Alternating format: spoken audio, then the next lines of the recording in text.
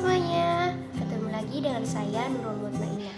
Jadi di video kali ini aku akan membahas dan memaparkan materi tentang bahan pangan nabati dan hewani. Jadi simak terus ya videonya.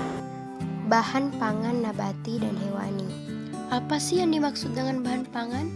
Jadi bahan pangan adalah hasil pertanian yang secara umum dapat dikelompokkan menjadi dua kelompok, yaitu kelompok bahan nabati dan hewani. Jadi yang pertama yang kita akan bahas yaitu bahan nabati. Bahan nabati adalah bahan yang berasal dari tumbuhan seperti sayuran, buah-buahan, rempah-rempah, umbi-umbian, rumput laut, dan seralia. Indonesia merupakan negara tropis yang dianugerahi bermacam-macam jenis bahan nabati, baik itu buah-buahan maupun sayuran. Buah-buahan dan sayuran sangat penting sebagai sumber serat, air, vitamin, dan mineral. Sayuran dapat dikelompokkan menjadi dua, yaitu berdasarkan bagian dari tanaman dan berdasarkan iklim tempat tumbuh. Pengelompokan berdasarkan iklim yaitu sayuran yang tumbuh daerah iklim tropis, contohnya daun dan bunga pepaya, petai, cabai, terong, kangkung, buncis, dan sebagainya. Dan sayuran yang tumbuh di daerah iklim subtropis, contohnya wortel, kol, brokoli, kentang, seledri, dan sebagainya. Seperti halnya sayuran, buah-buahan juga dapat dikelompokkan dalam dua golongan berdasarkan iklim. Buah-buahan yang tumbuh di daerah tropis, contohnya nanas, pisang, pepaya, alpukat, mangga. Buah-buahan yang tumbuh di daerah iklim subtropis, contohnya anggur, apel, jeruk, berbagai jenis beri, dan sebagainya. Buah dan sayuran mengandung beberapa jenis senyawa fenolik yang akan menghasilkan reaksi pencoklatan yang dikatalis oleh enzim. Beberapa contoh bahan pangan nabati pada gambar di atas. Dan yang kedua yaitu bahan hewani. Bahan pangan hewani yaitu bahan pangan yang berasal dari hewan. Beberapa jenisnya diantaranya daging, ikan, telur, susu, dan lainnya. Seperti pada gambar di atas.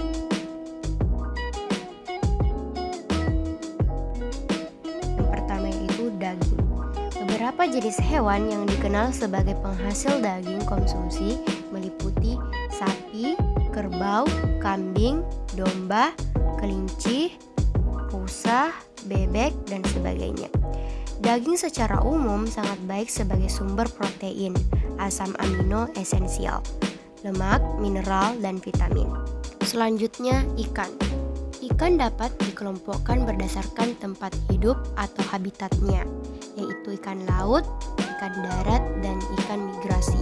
Contoh ikan laut adalah ikan hiu, sarden, tuna, dan kod.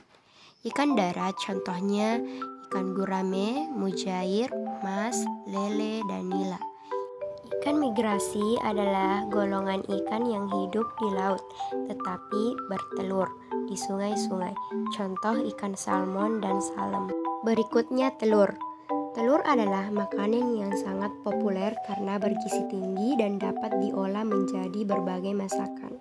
Putih telur mengandung air, protein, karbohidrat, dan mineral. Sedangkan kuning telur mengandung komposisi bahan lebih lengkap, yaitu air, protein, lemak, karbohidrat, mineral, dan vitamin. Dan yang terakhir adalah susu. Susu merupakan pangan yang memiliki nilai gizi tinggi, yaitu air, lemak, protein, karbohidrat, vitamin, dan mineral. Dalam pola menu makanan 4 sehat 5 sempurna, susu adalah faktor kelima sebagai penyempurna. Susu mengandung vitamin A, D, E, K, C, riboflavin, B2, tiamin, B1, niacin, asam pantotenat, piridoksin, B6, biotin, sitol, kolin, dan asam folat. Jadi kesimpulannya, kedua jenis bahan pangan ini, nabati dan hewani, sangat dibutuhkan oleh tubuh manusia dalam jumlah yang seimbang. Makin beragam jenis makanan yang kita konsumsi akan makin baik. Berikut perbedaan bahan nabati dan hewani.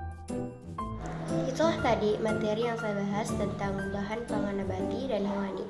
Semoga bermanfaat ya guys. See you next video.